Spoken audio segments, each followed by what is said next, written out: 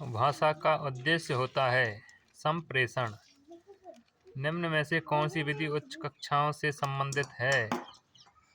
विमर्श विधि। भाषा का मानक रूप बालक कहाँ सीखता है? विद्यालय से। शब्द भंडार घोतक हैं भाषा विकास का। जब पहले वाले विचार बाद में व बाद वाले विचार पहले लिखे जाते हैं तो वह विचारों को प्रस्तुत करने की कौन सी विसंगति है? क्रमबद्धता। हिंदी की कक्षा में प्राय हिंदीतर भाषी बच्चे हिंदी सीखने में अनेक कठिनाइयों का सामना करते हैं क्योंकि प्राय हिंदी और उसकी मातृभाषा की संरचना में अंतर होता है। बोलना एवं लिखना भाषा के किस पक्ष को प्रदर्शित करता है? अभिव्यक्ति पक्ष। भाषा विकास को प्रभावित करने वाला कारक है परिपक्वता।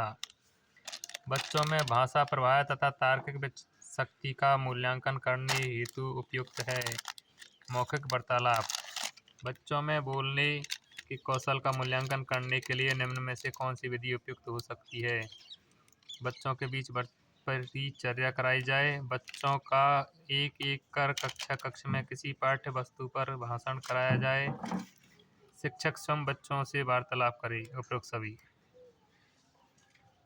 बच्चों में पढ़ने की समझ का मूल्यांकन करने के लिए निम्न में से कौन सा तरीका उपयुक्त है? बच्चों से पढ़ी गई पाठ्य वस्तु पर प्रश्न पूछे जाएं।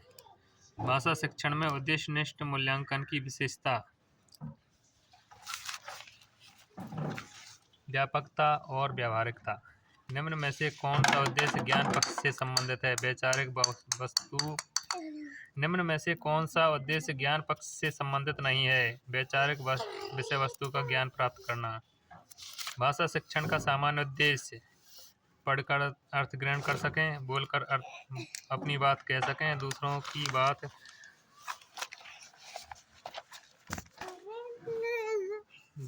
की बात सुनकर समझ सकें। उपयुक्त सभी।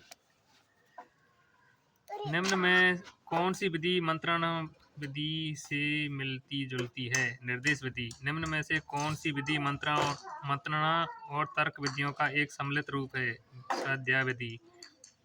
ध्वनियों के विभेदीकरण के लिए कौन सा भाषा कौशल उपयुक्त होता है? सुनना।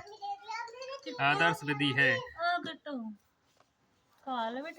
आदर्श विधि है अनुकरण विधि का परिष्कृत रूप। वाचन शिक्षण का उद्देश्य है बच्चों को स्वर के आरोह अवरोह का अभ्यास कराना, बच्चों को उचित ध्वनि के साथ वाचन का अभ्यास कराना, धारा प्रवाह वाचन की योग्यता प्रदान करना। उपरोक्त सभी। निम्न में से कौन सा उद्देश्य कौशल पक्ष से संबंधित नहीं है? भाषा कौशलों में मौलिकता लाने की योग्यता प्राप्त करना। बच्चों के लेखन कौशल का मूल्यांकन करने के लिए कौन सी विधि बेहतर हो सकती है? अपने अनुभवों को लिखना। प्राथमिक स्तर पर कौन सा भाषा शिक्षण का उद्देश्य नहीं है? वर्णमाला को क्रम से कंठस्थ कराना। छात्रों की निम्न उपलब्धियों के प्रबंधन हेतु सही उपाय। शिक्षा का माध्यम प्रारंभ से ही मातृभाषा या क्षेत्रीय भाषा रखा जाए। शिक्षण विधियों में परिमार्जन किया जाए। छात्रों के ज्ञानात्मक पक्ष को उत्तम बनाया जाए। उपरोक्त सभी। एक अध्यापक कक्षा में एक विषय को कई शैलियों में रचना करना बताता है। छात्र उनमें से एक शैली को अपनाता है, कौन सी है? आदर्श विधि। शिशु की लेखन क्रिया की शुरुआत होती है टेढ़ी मेढ़ी लकीरों से। सभी छात्रों में सीखने की क्षमता होती है भिन्न भिन्न। हिंदी शिक्षण को प्रभावी बनाने का साधन है पाठ्यपुस्तक, मानचित्र, ब्लैक बोर्ड। उपरोक्त सभी। भाषा पढ़ाने में पाठ्यपुस्तक है एक साधन न कि साध्य। उपचारात्मक शिक्षण का तात्कालिक लक्ष्य छात्र की अधिगम समस्या तथा कठिनाई को हल करना।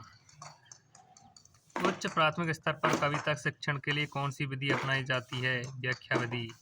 एक बालक में भाषा अधिग्रहण करते समय सर्वप्रथम प्रयोग होता है निरर्थक शब्दों का। मौखिक रचना के विविध रूप से संबंधित विषय वस्तु नहीं है पत्र। लिखित रचना के विविध रूप हैं कहानी।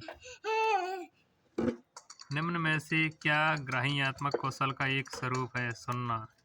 हिंदी भाषा शिक्षण में पढ़ने तथा लिखने के कौशल में विकास करने हेतु शिक्षण शुरू होना चाहिए। उपरोक्त सभी अक्षरों से, शब्दों से, वाक्यों से। भाषा विकास के अंतर्गत अधिग्रहण करने की वह अवस्था जिसमें बालक शुद्ध उच्चारण करने लगता है। 3 वर्ष। छात्रों को उपचारात्मक शिक्षण प्रदान करने की सबसे सुगम विधि कक्षा के छात्रों के अधिगम संबंधी दोषों एवं कमजोरियों का निदान कर उनसे मुक्त करना। कहानी शिक्षण में किस बात को ध्यान में रखना आवश्यक है? कथा वस्तु बालकों को स्तरानुसार होनी चाहिए। उसमें गतिशीलता एवं क्रमबद्धता हो। कथा वस्तु में भयानकता एवं विभत्सकता न हो। उपरोक्त सभी।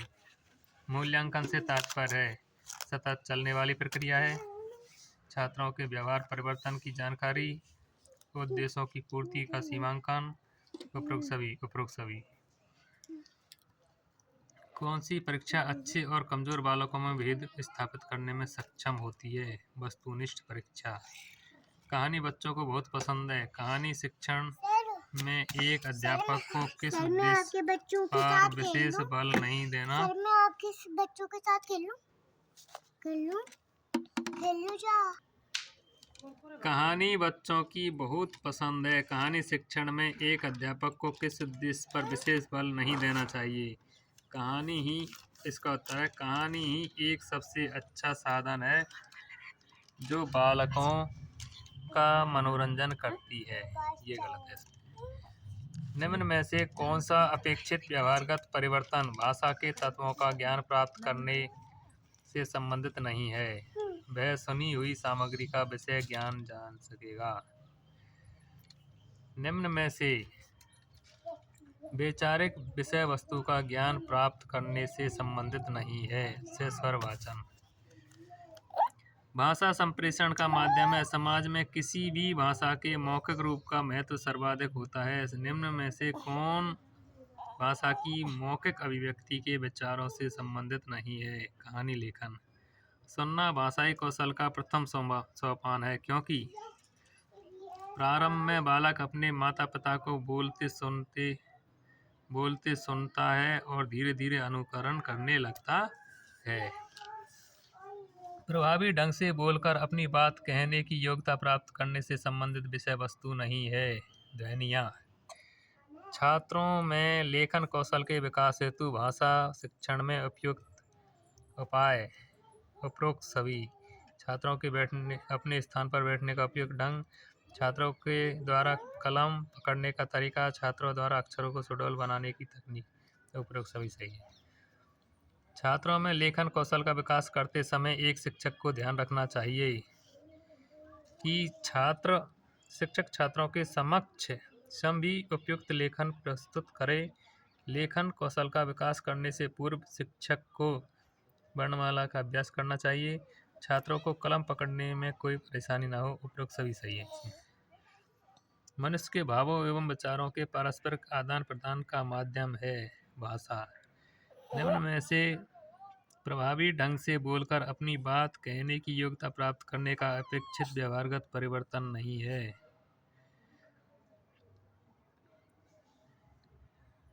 वह औपचारिक व अनौपचारिक कथन में भेद कर सकेगा। निम्न में से क्या भाषा कौशल की विशेषता है? भाषा कौशल का विकास प्रशिक्षण तथा अभ्यास द्वारा किया जाता है। भाषा कौशल संप्रेषण का प्रमुख साधन है। भाषा कौशल के माध्यम से शाब्दिक अंतःक्रिया होती है। उपरोक्त सभी। मौखिक रूप से बोलने के कौशल का विकास करने हेतु उपयुक्त तरीका व्यक्तिगत पठन, सामूहिक पठन, अनुकरण पठन। उपरोक्त सभी।